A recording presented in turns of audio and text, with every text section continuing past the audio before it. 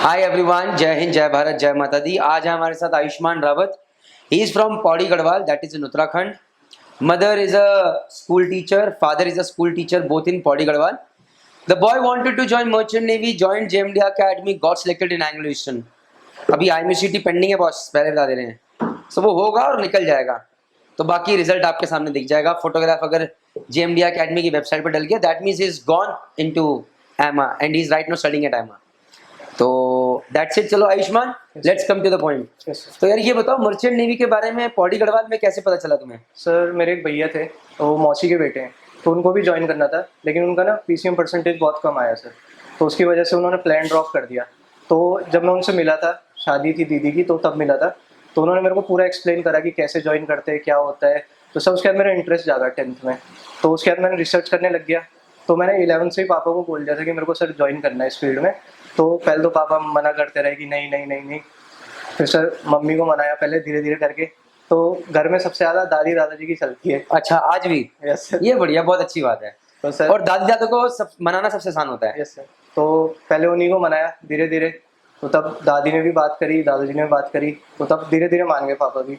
तो सर उसके बाद तब आपकी वीडियो देखी थी मर्चेंट नेवी डिकोडेड की, तो सर उसके बाद मैं थोड़ा कंफ्यूज हो गया कि JMD एकेडमी आपकी कोई दूसरी ब्रांच है शायद देहरादून में. तो सर रिसर्च करा, उसके बाद पता चल गया था कि आपकी है. तो मैं यहाँ 3 अगस्त को आया था.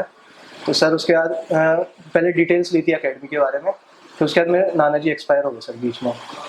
तो सर उसके बाद तब 1 महीने में ज्वाइन नहीं कर पाया. फिर सितंबर में ज्वाइन करा. सर बहुत अच्छी एकेडमी है सर, अच्छा लग रहा है. अच्छी अकेडमी. अच्छा, पहले तो पीछे आते हैं, फिर अकेडमी की बात करेंगे.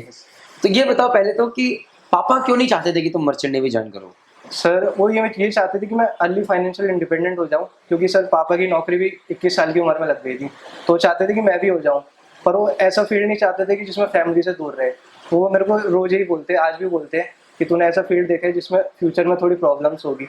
अभी तो ठीक है. अभी तो उनको ये बताना सर, मैं इस वीडियो के माध्यम से आयुष्मान के पिताजी, मैं मिला हूँ आपके पापा से? नहीं मिला हूँ, नहीं मिला हूँ. तो मैं इस वीडियो के माध्यम से भी कहना चाहता हूँ, आपका बेटा आपके पास ज्यादा रहेगा अगर लालची कम होगा और समझदार ज्यादा होगा. मैं आपको बताता हूँ सर कैसे.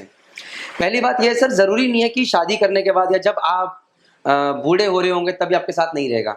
जब आप बूढ़े हो रहे होंगे तब ये आपके साथ अपने गांव में ही रह रहा होगा. अगर ये कहीं सरकारी नौकरी कर रहा होता तो हो सकता है कि प्रमोशंस के लिए कहीं बाहर जाता, कुछ करता.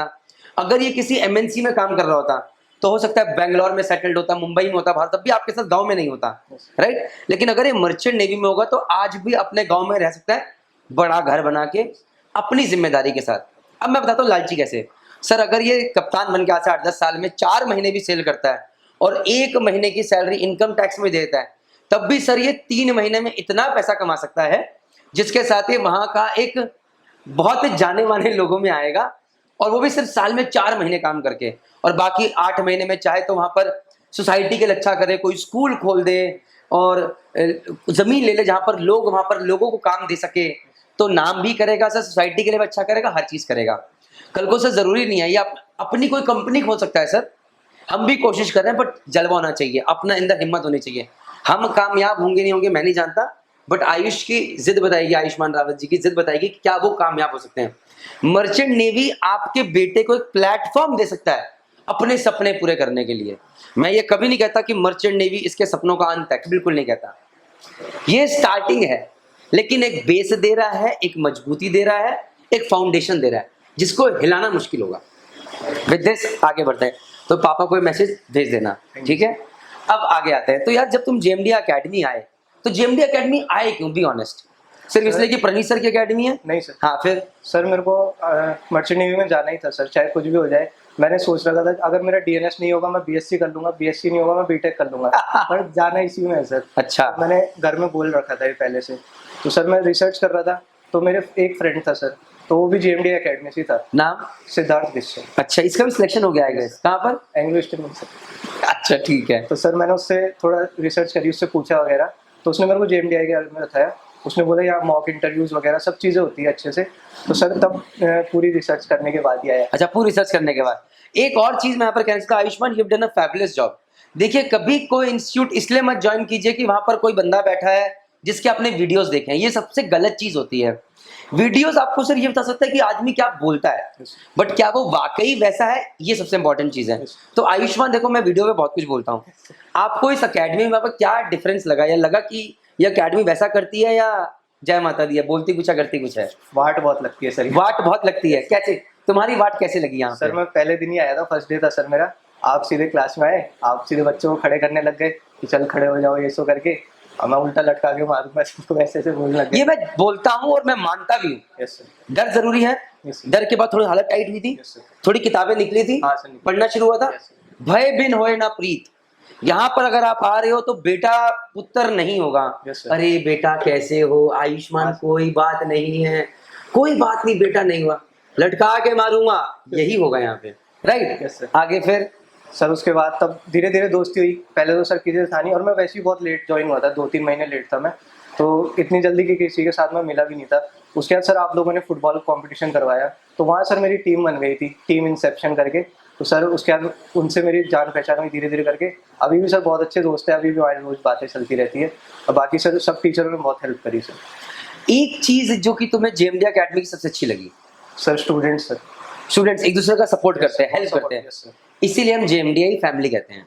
और देखिए कोई भी इंस्टीट्यूट कभी कामयाब नहीं हो सकता सिर्फ वहां पर डायरेक्टर अच्छा बोल रहा है तो, डायरेक्टर अच्छी अच्छी बातें करता है तो, या फिर टीचर कोशिश करते हैं, नहीं। एक अच्छा इंस्टीट्यूट तभी बनता है जब वहां पर माहौल ऐसा हो कि लोग एक दूसरे के प्रति कोशिश करें। कि आयुष्मान को जब क्वेश्चन नहीं आता तो टीचर से पहले दोस्तों से पूछो और दोस्त आंसर दें, और दोस्त आपस में कंपटीशन ना रखे, इसको बता दूंगा तो मेरा सिलेक्शन रुक जाएगा, ऐसा नहीं होना चाहिए, राइट? अच्छा आयुष्मान, मॉक इंटरव्यूज की तैयारी कैसे करी तुमने, मतलब how did you prepare yourself for the interviews? Sir सबसे पहले तो पहला इंटरव्यू पंकज सर के साथ था, पहले दिन ही उन्होंने भगा दिया मुझे। भगा दिया? यस सर, कि बिल्कुल तैयारी नहीं है। फिर दूसरे दिन गया सर, बीच में ही रुक गया मैं बोलते बोलते, थोड़ा नर्वसनेस की वजह से। फिर थर्ड टाइम भी वैसे ही हुआ। फिर फोर्थ टाइम दिया तो सर उन्हें बहुत अच्छा लगा, उन्होंने बोला बहुत ज़्यादा इंप्रूवमेंट है। फिर फिफ्थ टाइम भी दिया तो उन्होंने बोला सर अब तो मतलब नॉन टेक्निकल बिल्कुल क्लियर है सर। फिर उसके बाद मेरा लेसिक ऑपरेशन हो गया था। उसके बाद यहाँ प्रवीण सर के साथ इंटरव्यूज चल रहे थे, तो सर मेरे को ट्रैवल करने से बिल्कुल मना कर रखा था कि तुम कहीं ट्रैवल नहीं कर सकते। तो सर उस वजह से मैं निकल ही नहीं पाया घर से बाहर। अब मेरे दोस्तों के सबके फ़ोन आए मुझे कि एक बार प्रवीण सर को इंटरव्यू दे दे, क्लियर हो जाएगा। तो सर मैं डर रखा था कि कहाँ से जाऊँगा, बिल्कुल मना कर रखा है ट्रैवल के लिए। तो मैंने प्रवीण सर को दिया ही नहीं सर इंटरव्यू, फिर मैं दे ही नहीं पाया सर। तो टेक्निकल कैसे किया फिर? सर टेक्निकल मेरे को रीडिंग के लिए भी मना कर रखा था। तो मेरा छोटा भाई है, तो जैसे ही स्कूल से आता था 2 बजे, मैं उसको बोलता था कि तू रीड करने लग जा, मेरे जितने भी है अब मैं सुन के याद करूंगा। तो सर सुन के याद कर रहे जितने भी। यार मान गए यार, this is something that I would like to put on this video as a whole, कि जब भूख होती है तो आदमी कुछ भी जुगाड़ लगाता है, बहानेबाजी नहीं चलती। अगर तुम फेल होते बोलते अरे यार मेरा लेजी हुआ था इसलिए मैं फेल हो गया, ये बहाने हैं। Yes sir. तो तुमने क्या सोचा कि मुझे तो करना है भाई, यस सर। मेरे बगल वाले का सिलेक्शन हो गया, इसका सिलेक्शन होगा, अच्छा बहुत खराब लगता होगा, इसलिए कि यार तुम्हारे साथ जो खेल रहे थे फुटबॉल में वो जाके पढ़ाई कर रहे हैं और हम रह गए यहाँ पे। तो ये जो फायर होती है ना, ये सबसे बड़ी फायर होती है। गलत तो नहीं बोल रहा No, हूँ? sir. इसने मजबूर किया होगा लेट बैक एटीट्यूड सुनने के लिए, भाई तू आ, तू सुना, मैं याद करता हूँ। Yes, sir. यही हुआ? Yes sir. So this is where I want to say कि जेएमडी अकेडमी से इस बच्चे ने सीख ली कि एक्सक्यूजेस नहीं चलेंगे बॉस। अगर प्लान ए नहीं चल रहा है तो प्लान बी बनाओ, प्लान बी नहीं बना रहे तो प्लान सी बनाओ, बहानेबाजी नहीं चलेगी। हर चीज का सोल्यूशन अगर आप भूख रखो, एंड रिजल्ट आपके सामने है। आज आयुष्मान रावत का एंग्लिश में होकर, मुझे उम्मीद है अगर इसकी भूख है तो आईएमयू सीटी में बहुत अच्छी रैंक लेकर आएगा। और मैं ये नहीं बोलूंगा कि मैं बहुत खुश हूँ, क्योंकि जिस दिन आयुष्मान, मैं फिर से बोलता हूँ, एक अच्छा कप्तान बनेगा और इसका कोई ऑयलर आके या बोसन आके मुझे बोलेगा कि सर आयुष्मान रावत सर को जानते हैं, वो आपकी अकेडमी के पढ़े हैं और सर बहुत कमाल के कप्तान है सर, सर हमारा पूरा ख्याल रखते हैं सर, गजब लीडर है, तब मैं ये चीज़ मानूंगा। With this all I can say thank you very much. जय हिंद, जय भारत, जय माता दी।